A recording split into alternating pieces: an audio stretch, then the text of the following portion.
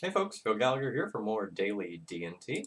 Again, as a reminder, we're currently 2-0, and we are playing with a slightly modified version of Carrick's 5-0 deck list. Notables are a Brightling main deck and an Elspeth Sun's Nemesis sideboard. We have an unexciting but fine hand.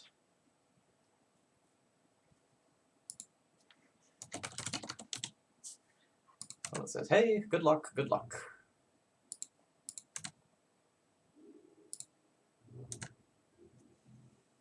I'm not sure if I like the hand better or less now that I have the second Thalia, given information that I'm seeing.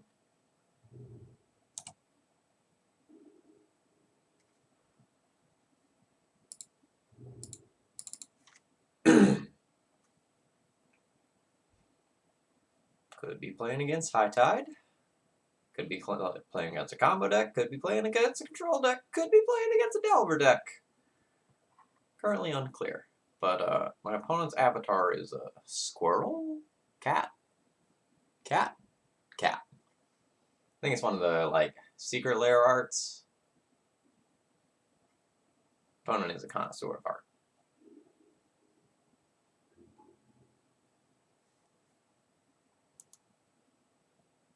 I think there's a pretty sweet, like, Leonin Arbiter or something like that that could actually go into one of the decks that I play. Alright. Card's good. Do I want to play a Flicker Wisp to stay on curve? Probably not, because I can Flicker Wisp and Port, or Flicker Wisp and Stoneport to activate next turn.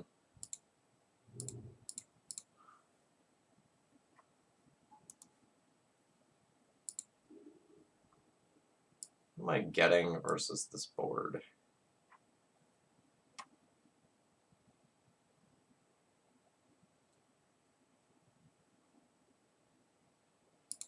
I'm going to get the Batter Skull and incentivize them to kill the Stoneforge so I can just play another one. I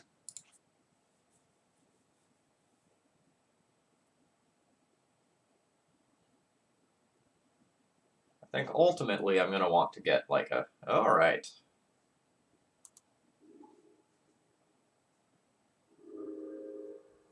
So my opponent is probably playing some 3 to 4 color mid-range nonsense.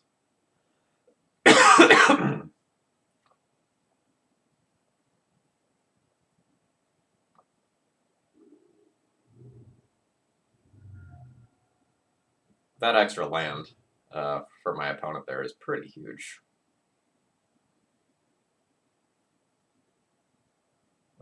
Interestingly, they did not give themselves access to the second green to flash back the arrow with their fetch. So that's potentially an oversight, or it means that they also have another green source in hand.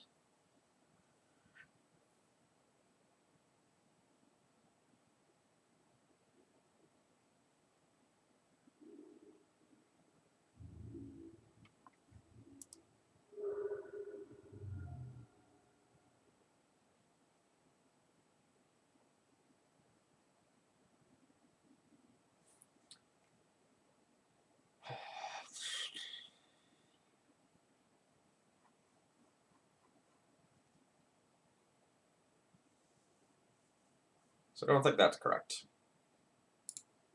I think we're going to walk into a Force of Will.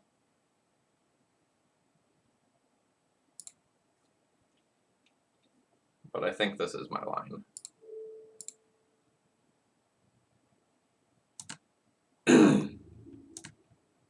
This puts something that can fly over Burrow or Engineer into play while also giving me the opportunity to put in my Batter Skull.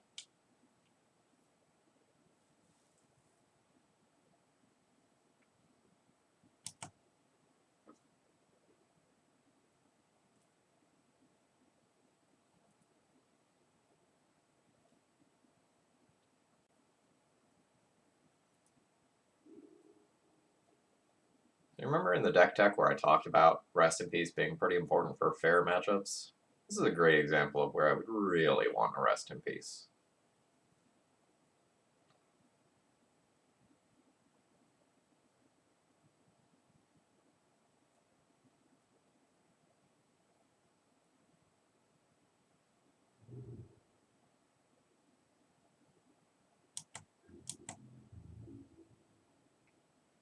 Really?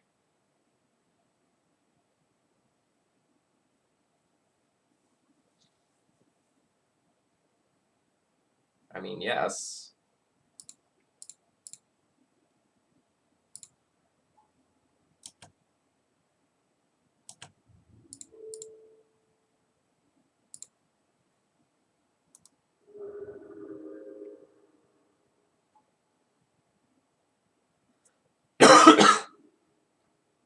Doesn't that very likely just kill your Oko?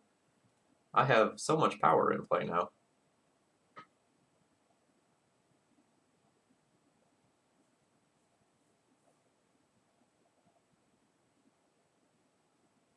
So Fatal Push exactly can prevent the Oko from dying?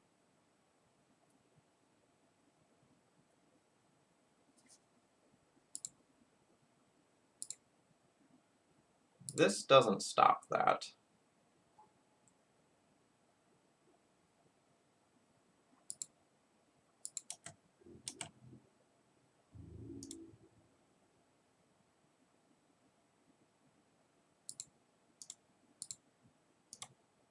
Going to over-attack the Oko, in case they do have a push.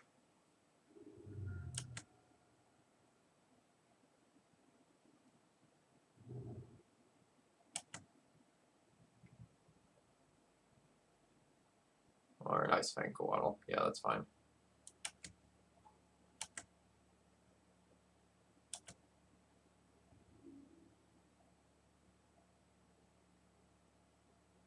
So this is a very bad block.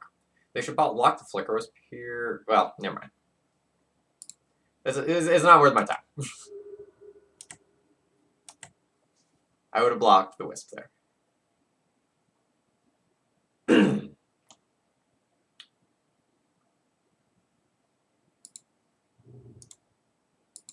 going to take my opponent off of this second green here. And fetch up a Sword of Fire and Ice.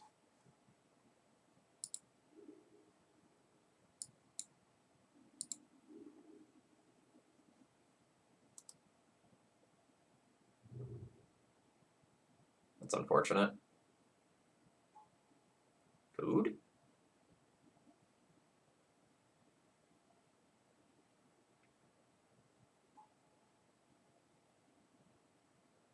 I have some questions about my opponent's sequencing here.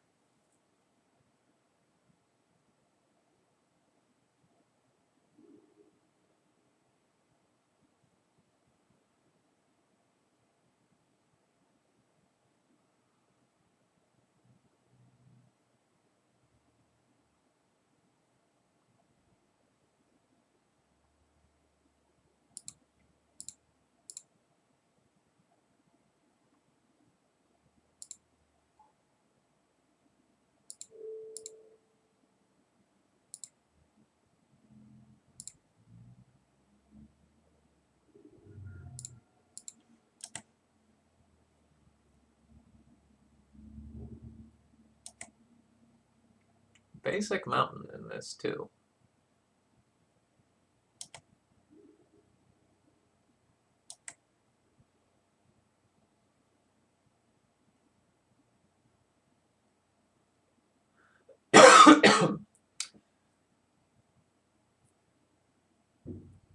Well, now I wish I had played things out differently. Was more anticipating something like an Abrupt Decay than that. It's fine. It's just not great. I'm going to force them to trade off their Ice Fang Coatl for my Stone Forge here. Because I do think that is something that favors me.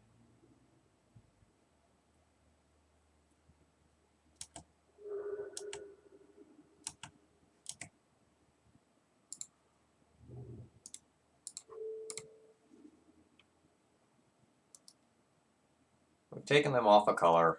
They also don't have access to double green for the Uro that's in their graveyard. If the Uro does get into play this turn, I will Recruiter and play Mom and get Palace Jailer.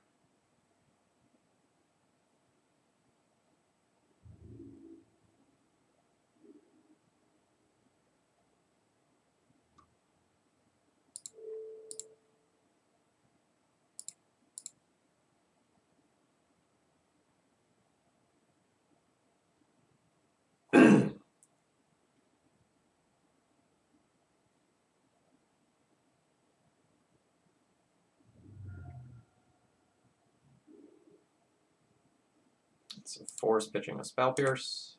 Okay.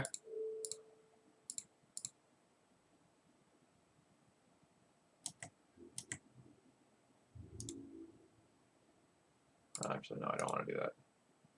So this attacks them.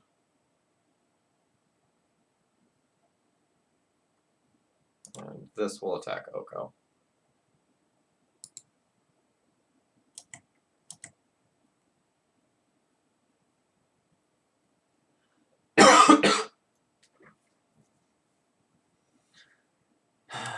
That was the tail end of the statement there, where this is really only negative EV for me if my opponent's last card is Ice Fang Coatl.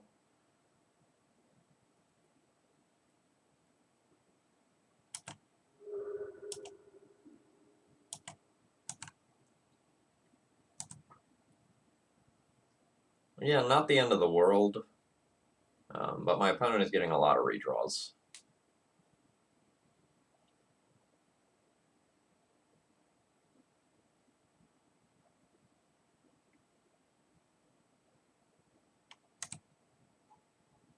That's more annoying than it looks because that gives a second green for Uro.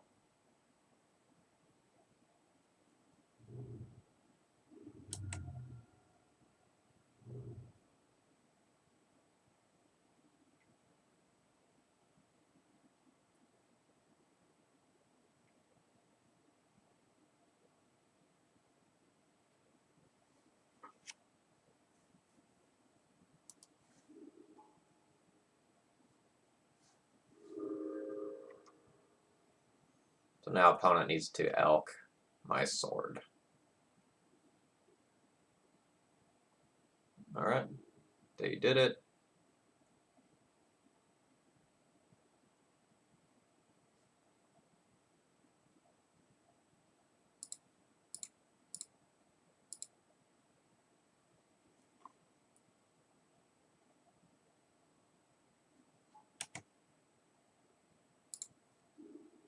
There's a Palace Jailer in this deck, right? Please tell me there's a Palace Jailer. Okay.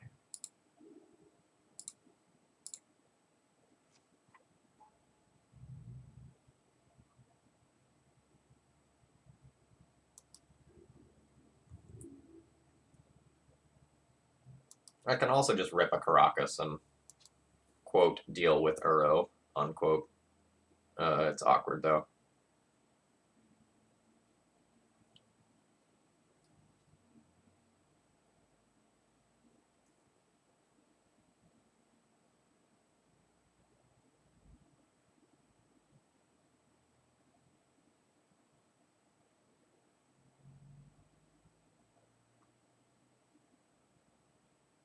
How many Ice Fangs have I seen out of my opponent? 2, 3. Okay.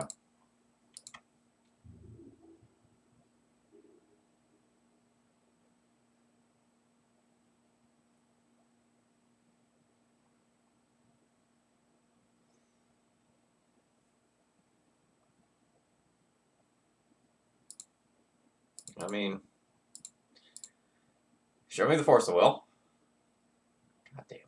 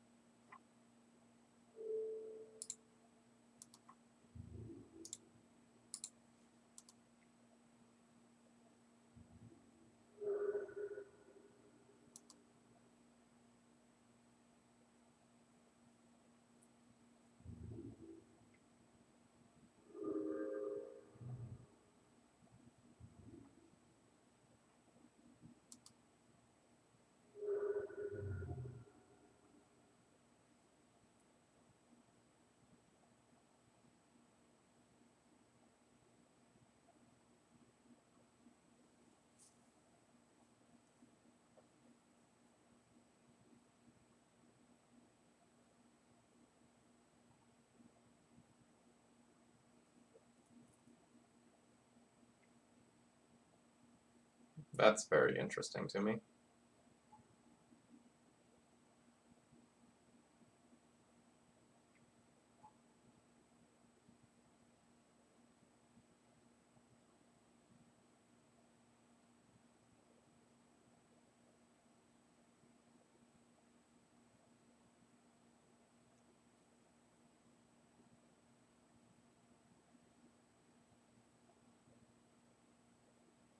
So my opponent can draw into a lightning bolt right now, kill my mom, and then things are awkward for me.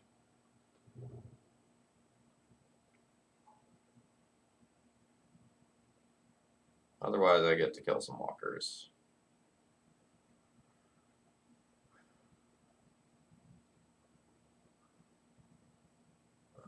Assuming my opponent has both, can I kill both walkers? No. I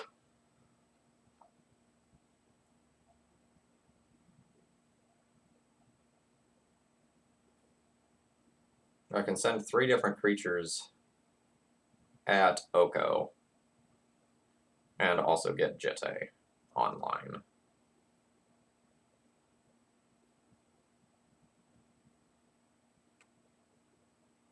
Then my opponent just won't block.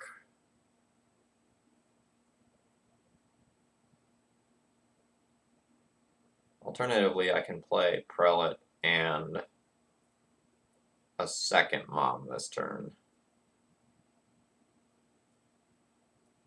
Make the same attack that kills Oko.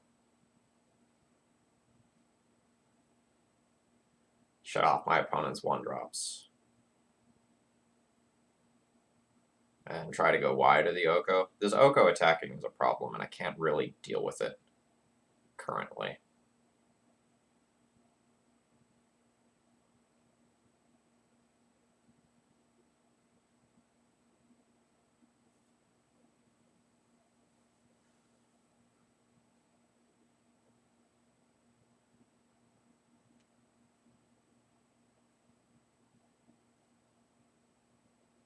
At least not without potentially setting myself up for a horrific blowout.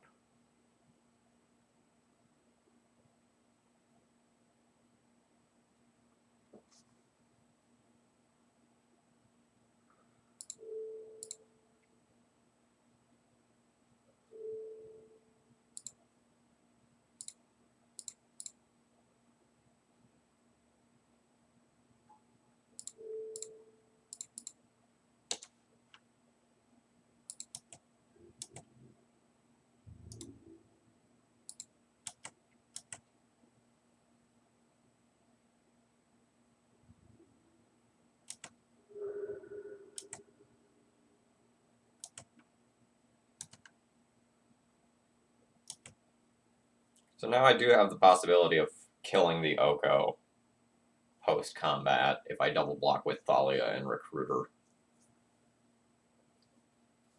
I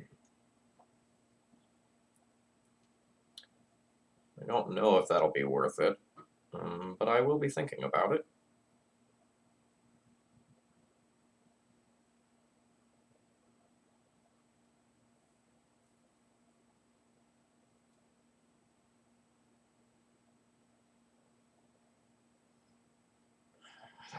It's beyond frustrating.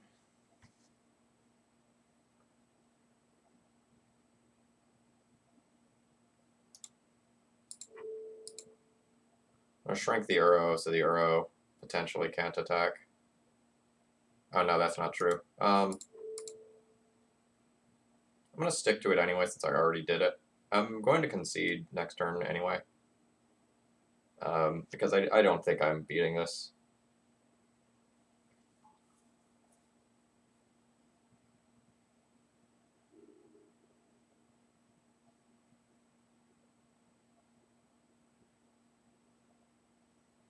So the line that I took here, it shrinks the Uro twice. Yeah, never mind. Yeah, alright.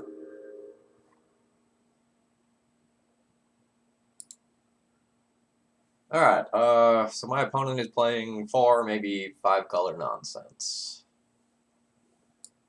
Cataclysm's good, Elspeth is good, Needle on Oko is good, Council's Judgment for Planeswalker's good, Mirror Crusader's fine, although less good than normal since my opponent also has Bolt in their greed pile. Prelate's okay. It probably goes on 1 most of the time. So, Brightling, while great against control, is absolutely wretched against Oko. Jitte is not great. Probably trim a Stoneforge and some number of the Swords to Plowshares. I can't trim all of them because of Plague Engineer, though, unfortunately. Another thing I can consider doing is trimming some of my humans to make the Plague Engineers worse against me.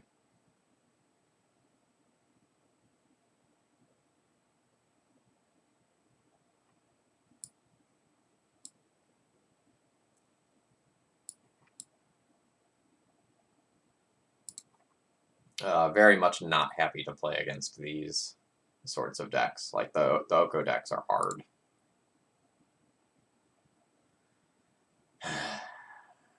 It's too good to throw back. But I will probably just snap concede to this getting Force of Willed.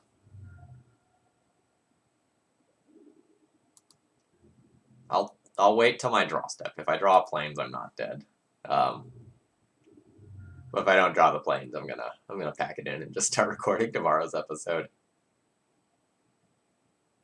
My opponent is just so favored to win at this point if I miss this line drop.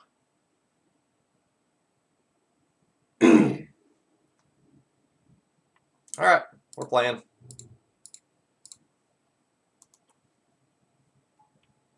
I really need to continue to rip lands off the top, because I was very dependent on that Vial to win the game.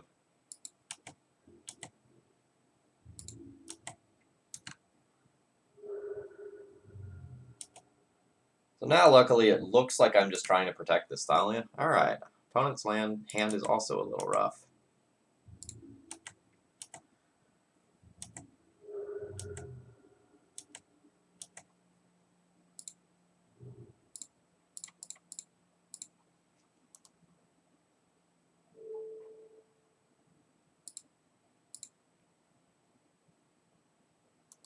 So we're going to stop things like Push, Bolt, Ponder, Preordain, Astrolabe, Brainstorm by taking this line. That's awkward. I mean, it is what it is. Do you think I should replay Thalia right into that sucker? I don't. Play another Plague Engineer.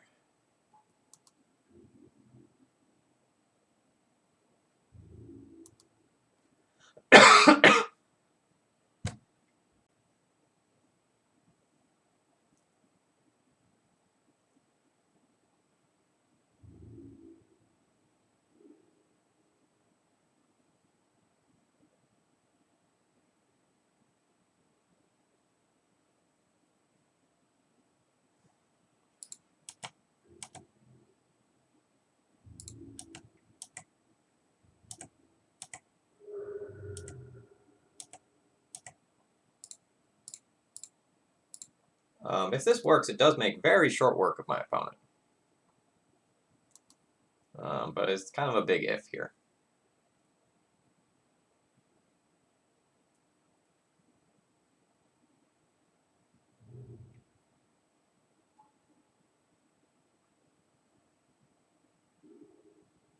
That's an annoyance. That buys so much time.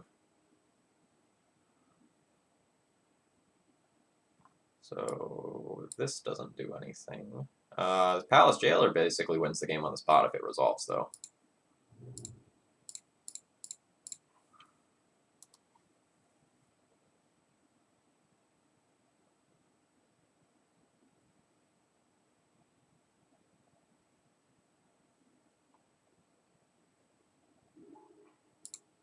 Alright, something has gone right this game.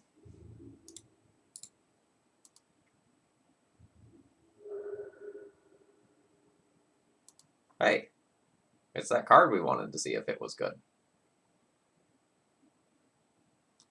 I drew it, and I didn't even have to play it for my opponent to concede. Clearly good. Okay, what do I want to do differently when I am on the draw?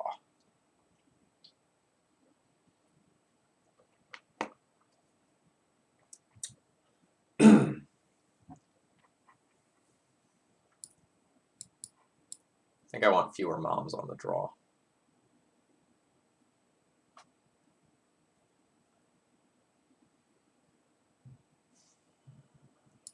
Creature type diversity.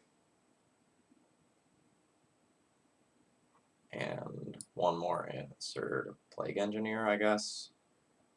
I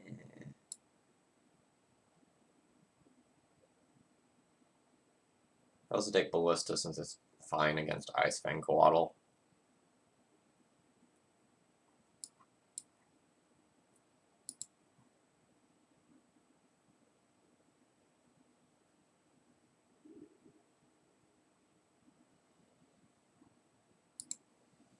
I don't like this hand.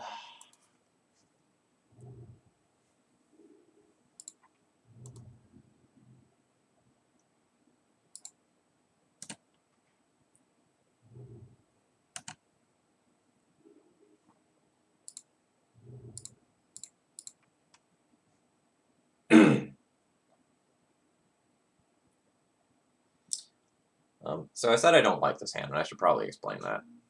I don't really get to take advantage of the early game with this hand. Like, playing a Revoker out on Oko just baits out a removal spell, and then this card has not really done anything.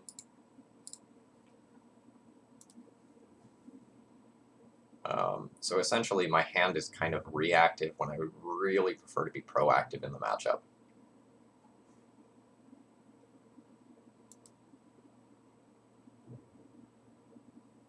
So, like, the Revoker can be answered by any removal spell, by a Plague Engineer.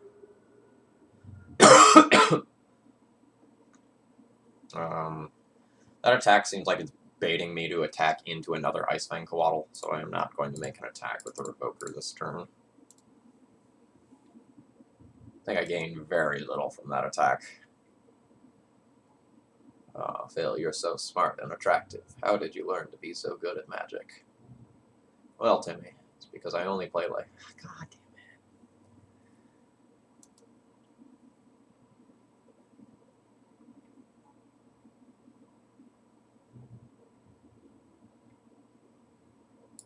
Good God, they have another one.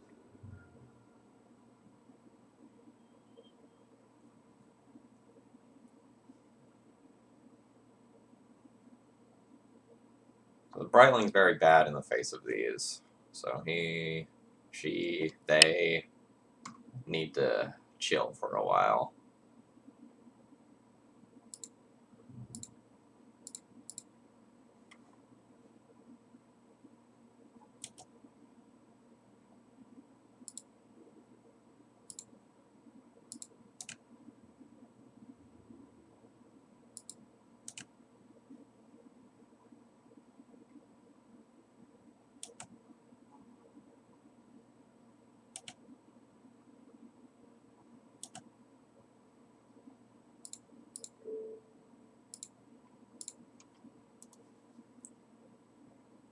Port's pretty bad against Astrolabe.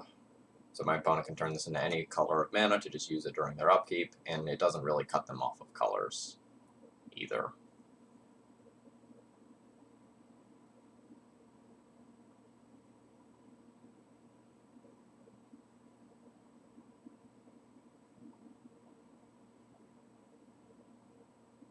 I have some interesting choices when it gets around to my turn. So for example, if my opponent has a removal spell and not a counter spell, I would actually much prefer to play land, cast Sword of Fire and Ice, and equip Sword of Fire and Ice here, so that a removal spell doesn't also open up their board to Oko.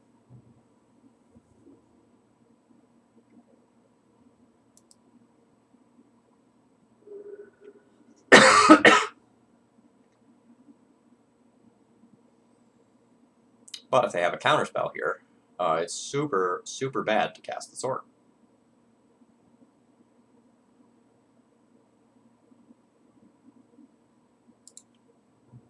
I'm going to cast the sword. I think this is the highest upside play for me, assuming it works.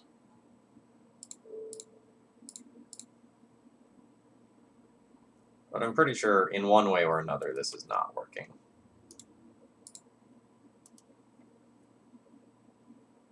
My opponent has 5 cards in hand, 4 on tap mana. I expect this sword to get blown up, maybe the Revoker too, and Stoneforge to trade with Icefang. Yep.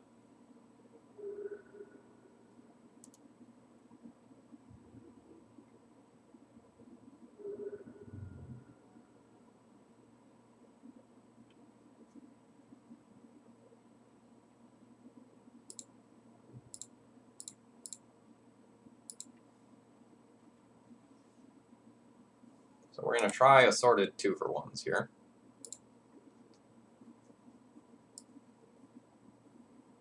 Prelate and Ballista are both pretty crazy great on the current board.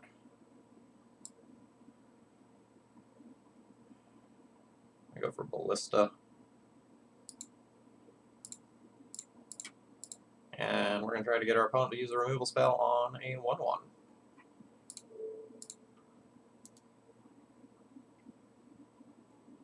We have succeeded.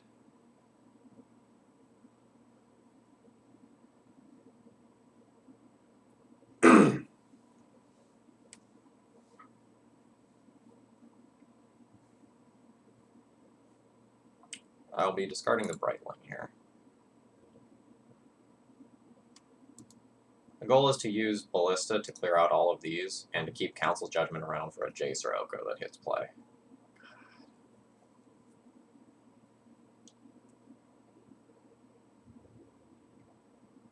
That Snapcaster absolutely should have attacked.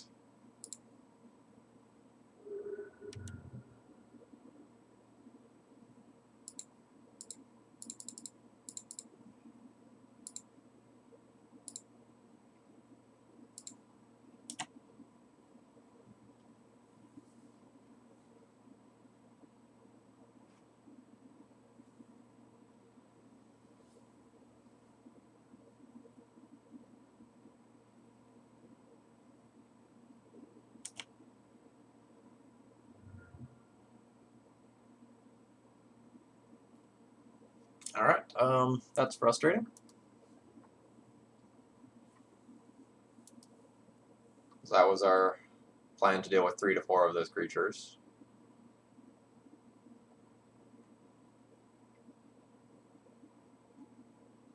Three, 4, 5, 6, 7, alright.